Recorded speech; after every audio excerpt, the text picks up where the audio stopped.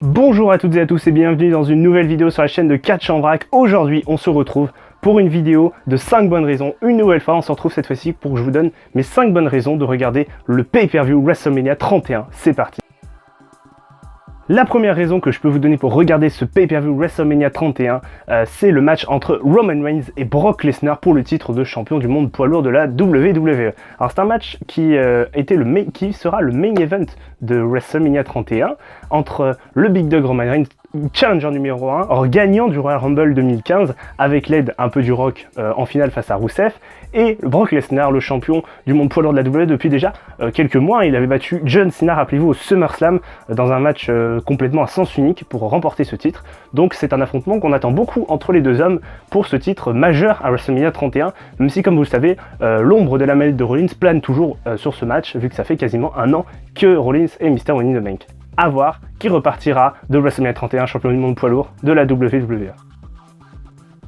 La deuxième bonne raison que je peux vous donner pour regarder ce show WrestleMania 31, c'est le match entre Sting et Triple H. Alors là, c'est un match exceptionnel, un match qui est issu d'une rivalité intense qui a démarré au Survivor Series 2014 lorsque Sting avait interféré dans le main event de ce show entre la Team Cena et la Team Authority. On rappelle, là, si la Team Cena battait la Team Authority, l'autorité s'en allait de la WWE. Et donc Sting a permis à la Team Cena de remporter ce match et à l'autorité de quitter provisoirement la WWE avant qu'il ne revienne au mois en 2015 avec sous pression de Seth Rollins, rappelez-vous. Donc du coup, ce match entre Sting et Triple H, c'est quand même un match intéressant. Je veux dire, on a Triple H, membre de la DX et peut-être aussi, on peut le dire, leader de la DX, contre Sting, un des principaux membres de la NWO, s'affronter comme ça à WrestleMania. Il faut savoir qu'en fait cette rivalité devait avoir lieu finalement à Fastlane.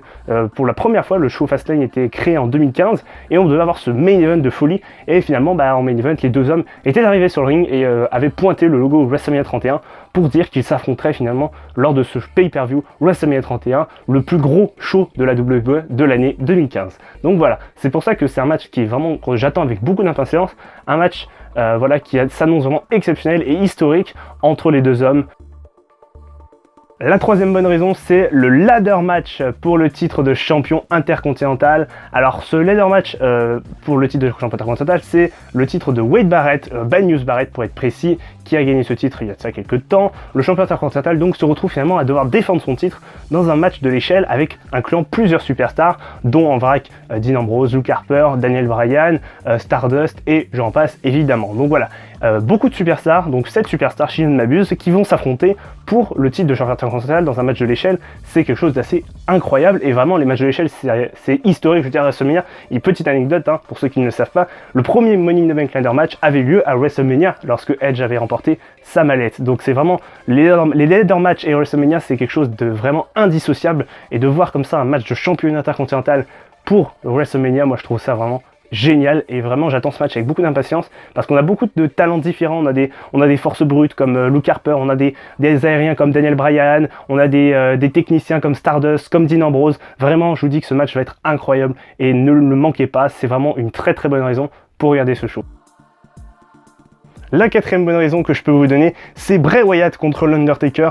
Alors il faut savoir que Bray Wyatt est arrivé à Fastlane 2015 avec la musique d'entrée de l'Undertaker, le cercueil de l'Undertaker et les druides de l'Undertaker sur le ring, lançant un message déjà assez fort aux Deadmen, sauf que pour aucune réponse de l'Undertaker, qui je le rappelle n'a pas été aperçu depuis quand même sa défaite à WrestleMania 30 face à Brock Lesnar, mettant fin aussi à la streak. Il faut savoir qu'à ce moment-là, la streak est déjà terminée à WrestleMania, donc on ne sait pas si l'Undertaker va prendre sa retraite ou s'il va remonter sur les rings, donc on ne sait pas du tout, c'est la grande inconnue. Bray Wyatt reviendra ensuite dans un épisode Raw, lançant un ultimatum à l'Undertaker. Il arrivera avec son urne, la fameuse urne de l'Undertaker que portait à l'époque Paul Birard quand il montait sur le ring, et l'Undertaker a finalement accepté ce défi en foudroyant et en mettant le feu à son rocking chair à Bray Wyatt, vous savez, sa chaise où il se balançait lorsqu'il montait sur le ring durant son entrée avec la Wyatt Family. Et donc du coup le défi est accepté, mais l'Undertaker ne s'est pas pointé, il a simplement accepté par le Titantron, ce qui montre aussi que l'Undertaker ne veut pas se pointer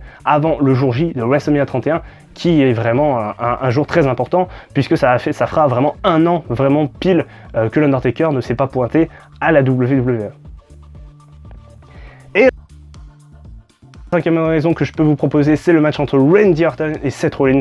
C'est un match vraiment qui s'annonce incroyable aussi, entre deux anciens membres de l'autorité. Randy Orton, qui était le visage de la WWE depuis la création entre guillemets de l'autorité en 2013, et depuis il s'est fait petit à petit remplacer en 2014 par Seth Rollins, qui a gagné la mallette, hein, rappelez-vous, et qui a trahi ses compagnons du Shield, Dean Ambrose et Roman Reigns. Donc on a finalement cet affrontement, puisque Randy Orton s'est un peu fait voler sa place de visage de la WWE par Seth Rollins, et petit à petit les dissensions sont créées. Seth Rollins a agressé, a tapé sans faire exprès Randy Orton lors de show, après il lui a porté des curbstones carrément, voilà, et du coup la rivalité est très intense entre les deux, et se terminera par ce match à WrestleMania. Il faut savoir que Seth Rollins est Mr. No Money in the Bank, voilà, donc c'est quand même un statut qui le privilégie, donc même s'il perd ce match, il gardera évidemment sa mallette, elle n'est pas en jeu pour ce combat. Donc voilà, ça s'annonce vraiment incroyable, et donc c'est vraiment un match que je vous recommande vivement de voir. Voilà, c'est la fin de cette vidéo, j'espère qu'elle vous aura plu, n'hésitez pas à me le dire en commentaire, et comme d'habitude, le pouce bleu, et vous abonner à la chaîne si ce n'est pas déjà fait, et moi je vous dis à une prochaine pour une autre vidéo. Ciao tout le monde!